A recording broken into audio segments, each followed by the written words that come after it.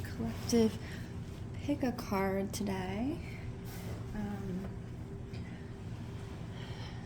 I just want to say I've been feeling really fortunate to be able to share my love of tarot card reading with you all, and I feel really blessed to be supported by all of you. So thank you for showing up and commenting and liking and just being present, you know. And I think for me to know that there are people out there who find comfort in the messages that I receive through my readings, who find direction, who find guidance, I think is something really special. And I just appreciate you all for, you know, showing up in that way. Because you showing up, you know, for your messages, for your reflection and things like that, also prompts me to show up in my own life. So I'm just really appreciative of all of you. And I have been, I'm going to do a little quick side note. I have been inspired to start working on a tarot course for you guys. So it is a deep dive tarot course for both beginners and those who have already worked with the tarot cards. And I really wanted to do it from my point of view. You know, I work mainly from my intuition. Yes, I know the basis of the cards and everything like that, but I think what's most important in learning and in teaching is to empower others to use their own intuition, you know, not only in tarot reading, but in their own life, you know. And I think that's how all of my readings work. It really is me being prompted to empower others to, you know, have full autonomy for the messages they receive and what they're going to be doing with those messages. And so I've created this kind of course that it has a workbook and it's going to have some videos in it. I can't speak. But I just wanted to share that with you guys. So it's not out yet, but I will let you guys know when that is out. And as always, either way, I am so appreciative of your presence. And we're going to get started with the collective 3-card pull. So we have deck 1 right here. This is the Pocket Animal Spirit. Now, when we're choosing, I want you guys to use your intuition. Whichever deck, you know, really calls to you first, please go for that. And if a second deck also calls to you, you know, please take those as secondary messages. Don't rein yourself in, right? Intuition is the subconscious. It's not the conscious mind. So try not to let your conscious mind get in the way of your subconscious's wisdom. That's what I always say when I'm reading, right? So, first deck, the Pocket Animal Spirit. This is a mini deck, and our crystal is a rose quartz heart. Second deck is, which deck is this? The Light Seers Tarot. And there is this beautiful green glass crystal on top. Well, it's green glass, so it's actually from a glass factory that exploded in like the 1800s, and you can find glass all around the area now, all different colors, really beautiful. My friend found that for me. And our third deck is the Gateway of Light Activation Oracle by Kyle Gray. Amazing, beautiful deck. And we have the Tiger Iron, which is comprised of Tiger's Eye and Hematite. Okay, so I'm going to give you guys a moment to pick your cards. I will timestamp it in the bottom, so if you just want to skip ahead to your card deck, you can do that. And we're just going to start off with deck Number 1, The Pocket Animal Spirit by Kim Kranz, our little rose quartz heart. And I have a little flower here. Here we go. So I'm getting right off the bat before we even start shuffling. I'm going to start channeling. So we're talking about love with this deck. We're talking about romance. We're talking about the opening of the heart, which is really interesting to me. There is this effervescence and joy to the energy that's coming off of this deck for you, collective. Let's see. There's also this...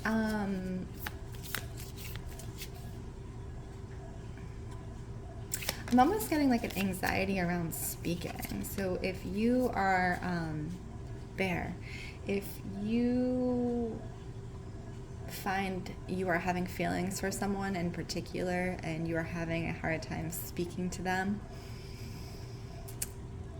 it's giving like butterfly energy is what it's giving. And if you are currently in a relationship, the way it's coming through, it's more of a like refreshing the relationship is what I'm getting as far as the message. So bear energy, the bear wakes up out of his den after his long slumber and he goes, hunting around for fruits and berries and things to eat. And interestingly enough, I don't believe bears are carnivorous, if I remember correctly. They may be omnivorous. I have to check this. I always have to check my facts. But I remember they eat berries, if I'm correct. You always think of like Winnie the Pooh and like honey, right? So in the way this is coming through for the romance message, it's if you are already in a relationship, finding the newness in the relationship. I'm also seeing a dark-haired woman, so that may be you or that may be your partner. If you are in a relationship, she has long, dark hair. And there is this invigorating, like, sunny energy, that butterfly, that spring, summer, refreshed energy coming through the relationship. Now, if you are single, this is because it's a new relationship. If you are single, this is because it's a new relationship coming in. And we also get the owl. So there's this air of wisdom to both of the parties. This air of growth, I'm getting very much adults who acting like adults, so these would be emotionally mature people who have grown into themselves, people who are aware of who they are and what they stand for. And it's an equal coming together. There's also this connection, and I feel like I said this maybe in one of the Divine Partnership readings. There is this connection around art and or creativity. So if you're single and or meeting someone around the creative acts, which I'm pretty sure I said this for Sagittarius in their reading. It was something around meeting someone, taking a workshop and or creating. Okay, and I'm also seeing this thing around beads. So, in the partnership, it's almost like I'm seeing the one who is more masculine making something for the one who is more feminine presenting. Like a necklace or a bracelet, or like taking his time to make something with intention for his partner or his partner to be.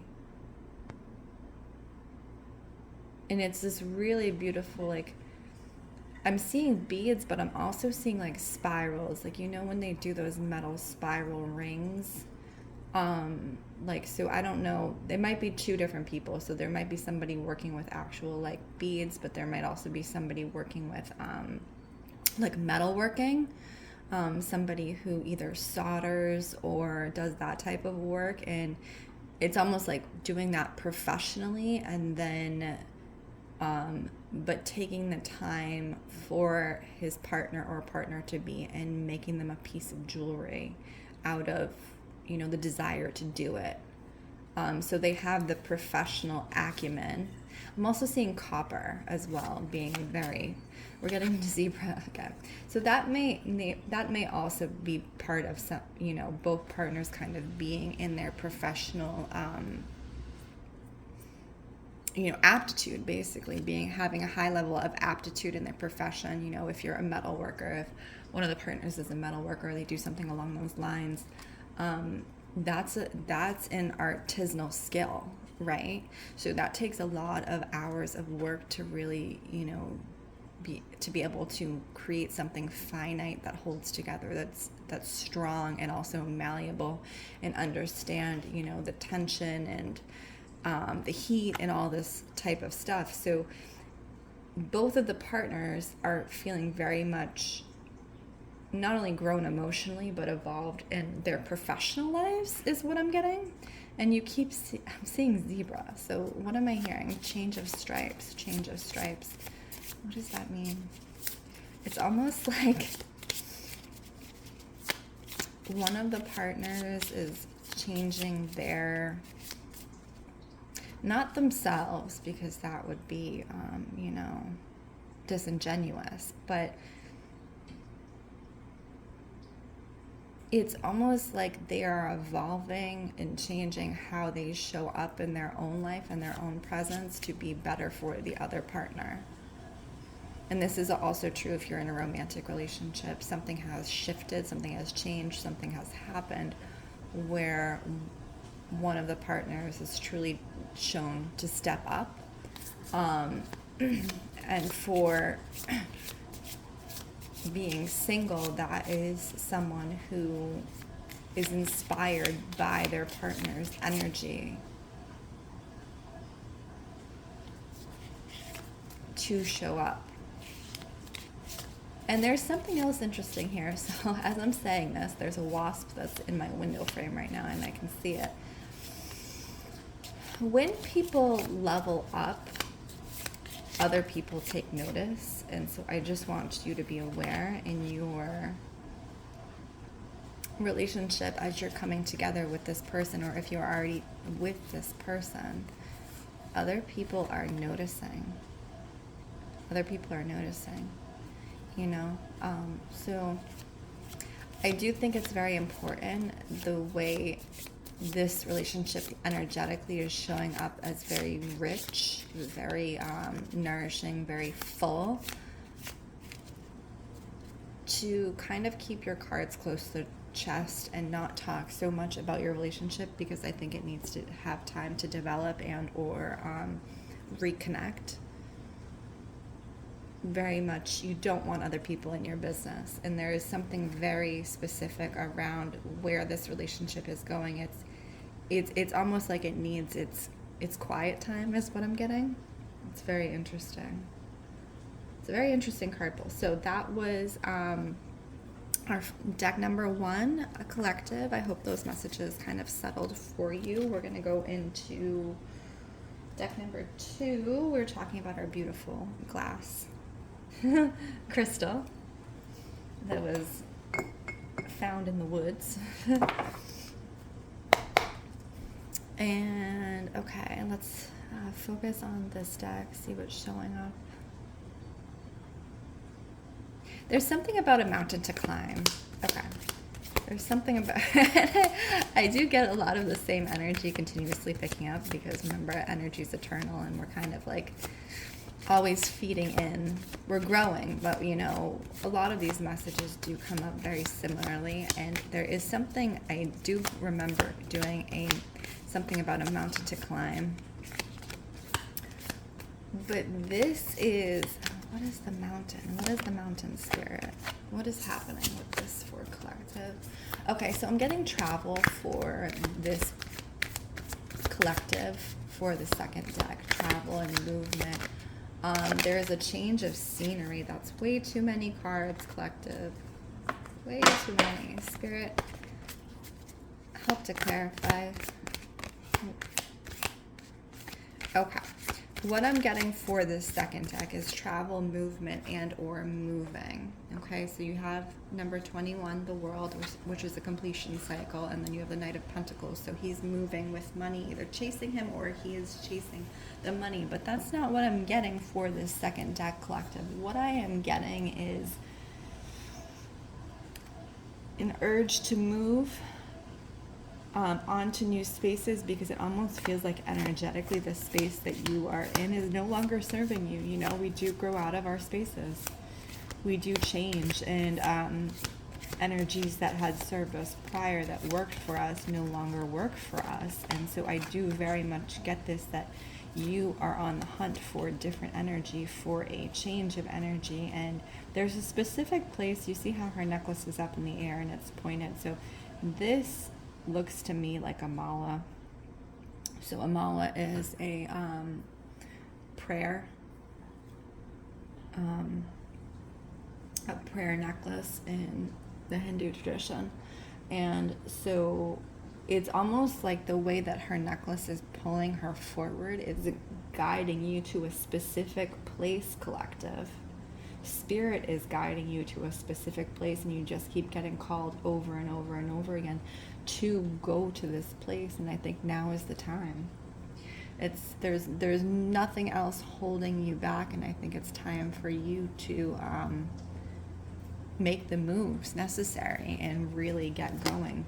And you are showing success in whatever this place is. So you see the sun energy is almost like this giant sunflower, but it also has this kind of mandala effect to it, right? So it's that energy, that cross-hatching of energy, that creativity. I do think part of what's coming here is you'll be creating in one way or another, and that's what the purpose of this new environment is for you. 10 of Wands. Look at, see, I told you. She's on the move. So she's moving out of this kind of desolate area that no longer serves her. You see the grass is not green. She's taking all of her belongings and she's moving. You might even have a pet. I'm seeing the cow here, but I'm actually seeing like pets. You might even be moving with a pet, and that has been a concern for you. And I don't think it necessarily needs to be a concern. I think you're going to find what you're looking for in the way that the sun is coming through. So the sun in any reading is really about success. It's about growth. And so that's one of the most positive cards that I believe that you can get in any reading. And you're followed by the Queen of Wands. So this is really about letting, spirit and sacred creativity dictate your path. So if you are a creative and you're drawn to create, and when you move into this place, I think you're naturally making connections with people who are going to grow your creative energy exponentially, and you're going to connect with people who are going to, I'm seeing shaking of hands, like cross-cultural connections, many different modalities of learning and sharing together in groups, and just really helping each other. So it's very important that you make this move. It's very important, because what I'm seeing is if you were to stay, if you were to give into your fears and not make that move in whatever form that it comes in, and you know what form it comes in because it's, it's your life, that this, where you are, the energy is going to stagnate, right?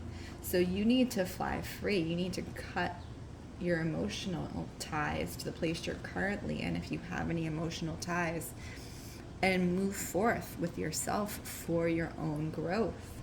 King of Swords, he knows when to cut his ties. He knows when to cut his losses. And he knows when, he has fulfilled something. He knows when he has fulfilled a cycle, right? So we talked about the World at the beginning. The King of Swords definitely knows when he's fulfilled a cycle. And, okay, what is happening here? Let's see.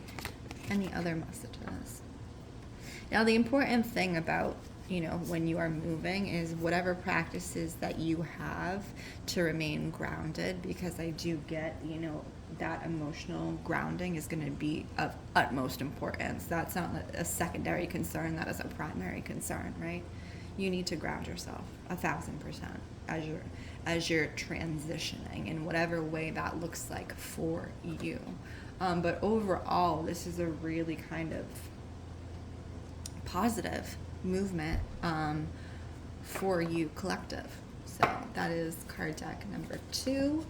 We are going to move on to card deck number 3. We were talking about the tiger iron and hematite. This is probably one of the most grounding stones there is. So if you see that kind of reflection, normal tiger's eye does not have that reflection. That is the hematite woven throughout the tiger's eye to make a tiger iron. It's a very heavy stone. It has a lot of weight to it. So our third deck is Gateway of Light Activation by Kyle Gray. So let's just take a moment and tap in. I'm going to take a moment and tap in. I'll take a deep breath. And if you read your own cards, excuse me for the noise in the background, I have my dishwasher going. If you read your own cards, it's always important to take a moment to tap in, to ground. If you read for other people as well, to allow those energies to come through. This message is about spirit. Memory of Atlantis. Spiritual. I didn't even read the bottom, and I'm already telling you. Spiritual acceleration, progress, technology. In the last one, we had something about AI as well, and I'm not entirely sure that this is about AI, but it's interesting that that technology kind of message is coming through there. Spirit, please give me clarification. There's something around a ring. I'm looking at the ring here. There's something around a ring. Okay. What I'm getting, and this is not so much around a specific religion, although when I say this, you're probably going to associate it with a specific religion. But what I'm getting is having a ring on your finger and promising yourself to God. Now, for most people, that's going to bring up, you know, Christianity. But that's not what I'm getting here. What I'm getting here is putting God, Yahweh, Allah, whatever you call, you know, the Holy Mother, whatever you call the embodiment of holy consciousness. It's a commitment to that holy consciousness in the same way that you would commit to a partner. Now, does that mean exclusively committing to that God, to that holy consciousness? No. And for some, it might, though. For some, it might have that air of, you know, being a nun or being a monk. And if that's your path, then that's your path. But for others, it's very much making God, consciousness, you know, the forefront of your focus is the way that it's coming in. And how do you do that? You find God in the everyday. You find God in the way, you know, the grass moves and the sun shines, and in other people. And not only find God, you act through the heart of God, right? So what does that look like? God's heart doesn't hold ill will towards anyone, because God created everyone, right?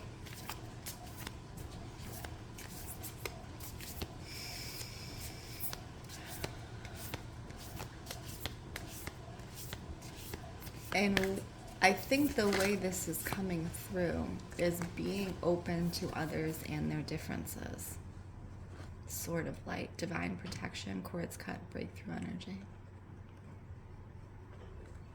Being open to others and their perspectives and learning from others and showing up in an open manner, right?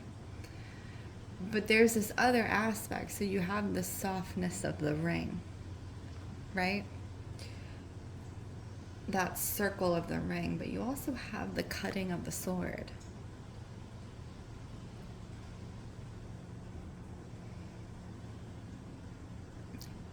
Because God and the divine spirit and the divine knowing, whatever you want to call it, recognizes what path and what people are for your highest good.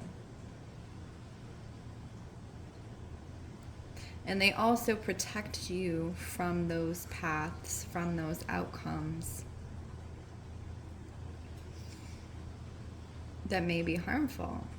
Now, does that mean that you will never come into contact with pain or harm?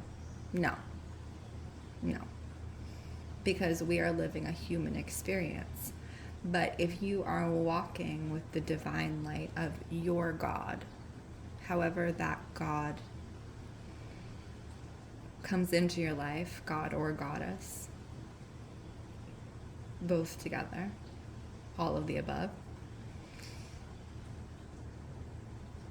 it's bringing that divinity with you into every circumstance and every conversation.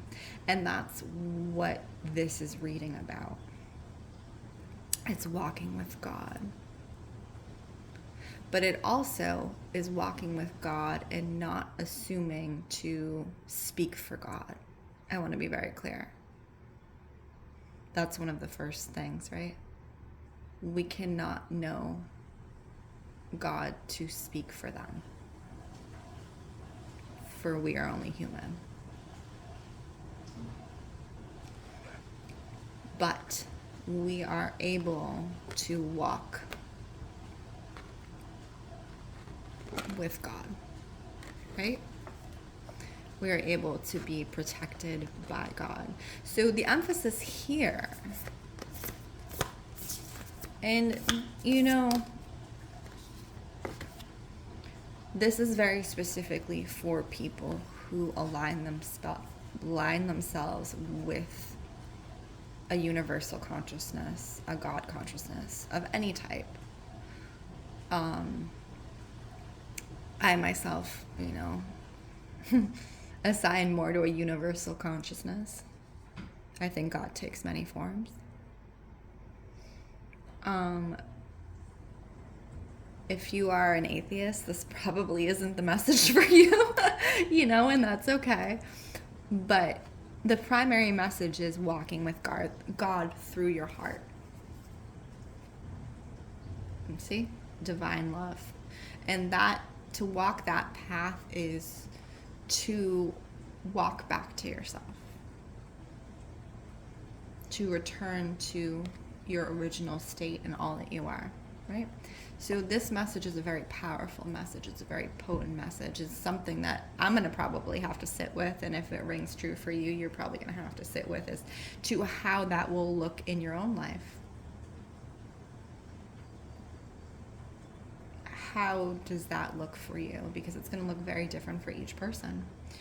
But you'll know what it feels like, and what it feels like is having your heart open. Okay? So that was a very intense third card collective. I hope that, aligned for you. And if it did, please, if any of these messages, please leave a comment. Please, like, subscribe, share. I do love to hear from you, so please do leave a comment. And I really appreciate you guys sitting here on this pick a card reading for the collective with me. Again, my name is Lindsey Rose. This is Storyteller Tarot. If you would like a personal reading or to find out more about me, please check out the links in bio. And as always, I wish you guys well.